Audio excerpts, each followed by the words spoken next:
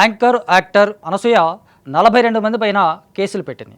ఆ కేసులకు సంబంధించి చూస్తే కనుక లైంగిక దూషణలు, లైంగికపరమైనటువంటి వేధింపులు కావచ్చు, లేకపోతే లైంగికపరమైనటువంటి అంశాలుగా మనకు స్పష్టంగా కేసులో ఆమె పేర్కొన్నది కనిపిస్తుంది మనకు. 42 మంది వ్యక్తులు తనను వ్యక్తిగతంగా టార్గెట్ చేశారు, లేదంటే పర్సనల్గా తను టార్గెట్ చేసినట్టు సందర్భంగా ఏతో మార్ఫింగ్ చేసేసి కొన్ని ఫొటోస్ తన ఫొటోస్ వీడియో క్రియేట్ చేయటము, లేదా రకరకాలుగా తను తిట్టేలాగాను, అబ్యూస్ చేసేలాగాను, అసభ్యకరంగాను, అసహ్యంగాను మార్చేసి వాళ్ళందరినీ కొంచెం క్రియేట్ చేసినటువంటి వీడియోస్ కావచ్చు, ఫొటోస్ కావచ్చు, వీటి ద్వారా సోషల్ మీడియాలో సర్క్యులేట్ చేయడం అనేది చాలా దారుణం. తన వ్యక్తిగతమైనటువంటి స్వేచ్ఛకి భంగం కలిగించినటువంటి అంశం ఇది. అంటే తన మీద వచ్చినటువంటి కామెంట్స్ చాలామందికి వస్త్రధారణ విషయం కావచ్చు, లేకపోతే వ్యక్తిగతమైనటువంటి స్వేచ్ఛ కావచ్చు, లేకపోతే టాకింగ్ పవర్ కావచ్చు, లేకపోతే ఏదైనా రకాలు కావచ్చు, ఏ రకంగా చూసినప్పటికీ కూడా చట్ట పరిధిలో ఉన్నటువంటి అంశాలన్నింటిలో కూడా తను ఉన్నట్టుగానే స్పష్టంగా మనకు కనిపిస్తుంది. అంటే తను వేసుకునే బట్టలు కావచ్చు, లేకపోతే తను మాట్లాడే మాటలు కావచ్చు, లేకపోతే తను చేసేటువంటి పనులు కావచ్చు, ఏదైనా సరే తన గురించి ఇంకొకళ్ళు వ్యక్తిగతంగా దూషించడం అనేది కరెక్ట్ కాదు. కొంతమంది తనను తిడతా ఉంటారు, లేకపోతే కామెంట్ చేస్తూ ఉంటారు, సోషల్ మీడియాలో రకరకాలుగా మాట్లాడుకుంటుంటారు.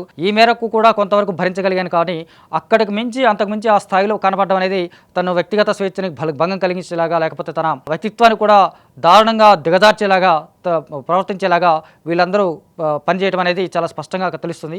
ఆ కారణంగానే వీళ్ళందరి మీద కేసులు పెడతామని చెప్పేసి ఆమె తను కేసు పెట్టింది.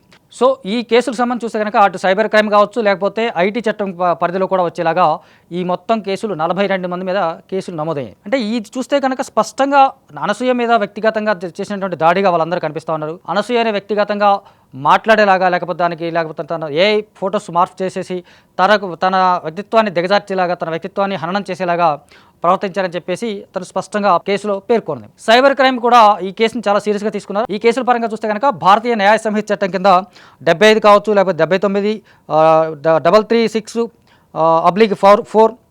351, 356, అలాగే ఐటీ చట్టం కింద 66/67 సెక్షన్ల కింద కేసులు నమోదు చేశారు. ఈ కేసుకు సంబంధించి కొంతమంది నిర్మాతలు కావచ్చు, ఫ్రీలాన్సర్ కావచ్చు, ఇన్ఫ్లుయెన్సర్స్ కావచ్చు, లేకపోతే యాంకర్స్ కావచ్చు, సినిమా జర్నలిస్టులు కావచ్చు, లేకపోతే టీవీ యాంకర్స్ కావచ్చు, లేదా జస్ట్ యూట్యూబ్లో మాట్లాడే వాళ్ళు కావచ్చు, రకరకాల వ్యక్తులందరి మీద ఈ 42 మీద కేసు నమోదు చేశారు. సో ఒక వ్యక్తి యొక్క వ్యక్తిత్వాన్ని దారుణంగా దిగజార్చడం అనేది ఖచ్చితంగా చట్టపరంగా చూసినా సరే, సామాజిక పరంగా చూసుకున్నా సరే, ఎలాగ మోరల్ పోలీసింగ్ చూసినా అది ఖచ్చితంగా చట్టపరంగా అది దృష్టిలో తీసుకొచ్చేటట్టు అంశాలాగా కనిపిస్తుంది మనకు. అంటే అనసూయ కావచ్చు, లేకపోతే ఇంకొకరు కావచ్చు, ఎవరైనా సరే, ఏదైతే ఫస్ట్ ఈ కేసు సంబంధించి చూస్తే కనుక స్పష్టంగా శివాజీ ఏదైతే లాస్ట్ ఇయర్ డిసెంబర్లో శివాజీ చేసినటువంటి కొన్ని కామెంట్స్ కావచ్చు, ఆ శివాజీ కామెంట్స్ మీద అనసూయ చేసినటువంటి కామెంట్స్ కావచ్చు, అక్కడి నుంచి గత ఏడాది డిసెంబర్ 23 నుంచి కూడా ఇప్పుడు ఈ రోజు వరకు కూడా అనసూయ మీద రకరకాలైనటువంటి దాడులు జరుగుతూ ఉన్నాయి. రకరకాల వ్యక్తిత్వాన్ని క్యారెక్టర్ కించపరిచేలాగా, మాట్లాడేలాగా,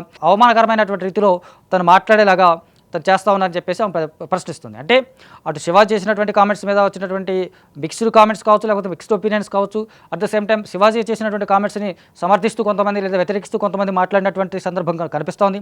అది సోషల్ మీడియాలో కావచ్చు, లేకపోతే రకరకాల మాధ్యమాల్లో కావచ్చు.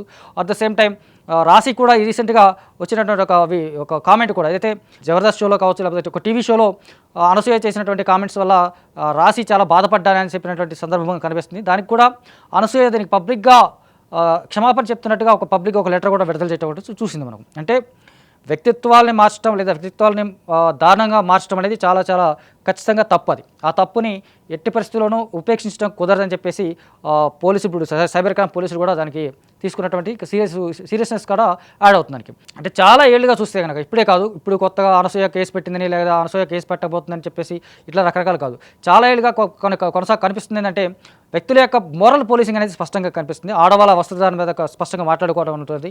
ఆడవాళ్ళు ఎలా ఉండాలి, లేకపోతే ఆడవాళ్ళు ఇలాగే ఉండాలి, ఖచ్చితంగా అలాగే ఉండాలి అని వాళ్ళొక కమాండ్ చేయడం, లేదా ఒక డిమాండ్ చేయడం, అది ఖచ్చితంగా వ్యక్తిత్వాన్ని దారుణంగా కించపరిచేటువంటి అంశాలుగా పరిగణలోకి వస్తుంది. అది ఒక రకంగా చూస్తే కనుక ఇప్పుడు ఒక రకంగా పాశ్చాత్య దేశాలు పోటీ పడతా ఉన్నాం మనం, ఒక రకంగా లేదు మోడర్న్ కంట్రీస్తో కాంపిటీట్ అవుతున్నాం, లేకపోతే చాలా మోడర్న్ కూడా మనం మారుతూ ఉన్నాం, లేకపోతే రకరకాలుగా మారుతూ ఉన్నాం మనం అని చెప్పేసి ఒక పేరుతో కొంతమంది మోరల్ పోలీసింగ్ చేస్తూ ఉన్నారు.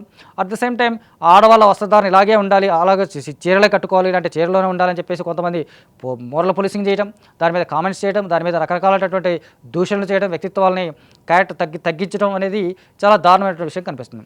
అంటే అట్ ద సేమ్ టైం ఒక రకంగా చూస్తే కనుక ఇటు వస్త్రధారణ పట్ల కొంతమంది కామెంట్స్ చేస్తే ఆ కామెంట్ లాగానే ఉంటే సరిపోతుంది. అంటే కేవలం ఇది ఒక చిన్న కామెంట్ లాగా ఉంటే అది ఓకే పరిగణలోకి వస్తుంది. ఆ కామెంట్ దాటి ప్రవర్తించడం అనేది చట్టం కిందకి వస్తుంది మనకు మామూలుగా చూస్తే కనుక. చాలా ఏళ్ళుగా అనసూయ కావచ్చు, లేకపోతే చాలామంది వివిధ రంగాల్లో ఉన్నటువంటి మహిళలు కావచ్చు, ఎవరైనా సరే ఈ కారణంగా వాళ్ళు ఎదుర్కొన్నటువంటి సమస్య కావచ్చు, లేకపోతే రకరకాలుగా పడుతున్నటువంటి ఇబ్బందులు కావచ్చు, ఇవన్నీ కూడా పరిగణలోకి తీసుకుంటారు. సో దీంట్లో క్లియర్గా తెలిసేది ఏంటంటే, వస్త్రధారణ బట్టి ఆడవాళ్ళ బయట రేపు జరగట్లేదు కదా, వస్త్రధారణ బట్టి ఆడవాళ్ళ మీద క్యారెక్టర్లు తక్కువ చేయడం కాదు కదా అని చెప్పేసి ఒక డిఫరెంట్ ఒపీనియన్ కూడా చాలామంది చేస్తూ ఉన్నారు. సో ఆడవాళ్ళు రేప్ చేస్తున్నప్పుడు కూడా అంటే బాగా వస్త్రధారణ ఉన్న వాళ్ళ మీద కూడా రేపు జరుగుతుంది కదా అని చెప్పేసి ఒక కామెంట్ చేస్తాం. సో ఇవన్నీ కామెంట్స్ అన్ని పరిగణలోకి తీసుకున్నప్పటికి కూడా ఎట్లా మాట్లాడినా, ఎలా మాట్లాడినా ఒక వ్యక్తిగత భావ ప్రకటన అనేది స్పష్టంగా ఉంటుంది. భావ ప్రకటనకు సంబంధించి వాళ్ళు వ్యక్తిత్వంగా క్యారెక్టర్ ఎలా ఉండాలి, ఎలా ఉండొచ్చు అనేది పర్సనల్ థింగ్స్ అవి. ఆ పర్సనల్ థింగ్స్ పర్సనల్ థింగ్స్ని పబ్లిసైజ్ చేసి రకరకాలుగా మాట్లాడుతూ వాళ్ళందరూ మోరల్ పోలీసింగ్ చేస్తూ వాళ్ళని ఇలాగే ఉండాలని చెప్పేసి వాళ్ళని ఖచ్చితంగా అదుపాజ్ఞల్లో ఉంచాలని చేసేటువంటి ప్రయత్నాలు మాత్రం చట్టం వ్యతిరేకిస్తుంది అనేది స్పష్టంగా మనకి తెలుస్తుంది. మొత్తంగా 42 మంది పైన పోలీసులు కేసు నమోదు చేశారు. దానికి సంబంధించి చాలా సీరియస్గా యాక్షన్ కూడా తీసుకుంటారని చెప్పేసి ఒక స్పష్టంగా మనకు అర్థమవుతుంది.